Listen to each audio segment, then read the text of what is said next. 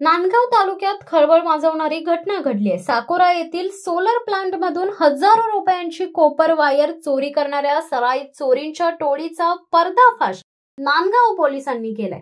भैयासाहेब बोरसे यांच्या फिर्यादीवरून भारतीय दंड संहिता 303(2), 317(2), 305 नुसार गुन्हा दाखल करण्यात आला होता। तपासादरम्यान मिळालेल्या गोपनीय माहितीवरून जयेश वाल्मिक गोडळकर, विशाल राजेंद्र सुरसे व असगर सलीम शेख यांना ताब्यात घेण्यात आले। सुरुवातीला आरोपींनी उडवाउडवीची उत्तरे देण्याचा प्रयत्न केला, मात्र पोलीस निरीक्षक दिनकर भदानी यांनी खाकीचा रौद्र अवतार दाखवताच आरोपींनी कबुली दिली की चोरी केलेली वायर MH41L82 क्रमांकाच्या गाडीमधून असगर शेखच्या भंगार दुकानात पोहोचवली होती। झडतीमध्ये सोलर प्रकल्पातील सुमारे 25,000 किमतीची 600 मीटर कॉपर वायर हस्तगत करण्यात आली आहे। आरोपींना 3 दिवसाची पोलीस कोठडी सुनावण्यात आली असून या टोळीने तालुक्यात इतर ठिकाणी देखील चोरी केल्याचा संशय आहे।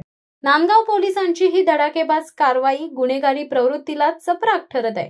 नांदगाव पोलीस निरीक्षक दिनकर भदानी आणि त्यांच्या पथकाचे नागरिकातून कौतुक होत आहे। शिवसत्ता टाइम्ससाठी अनिल धामणे, नांदगाव। दे धडक बेधडक वृत्त देणाऱ्या आपल्या शिवसत्ता टाइम्स न्यूज चॅनलला लाल बटन दाबून सबस्क्राईब करा आणि बेल आयकॉनला क्लिक करायला विसरू नका।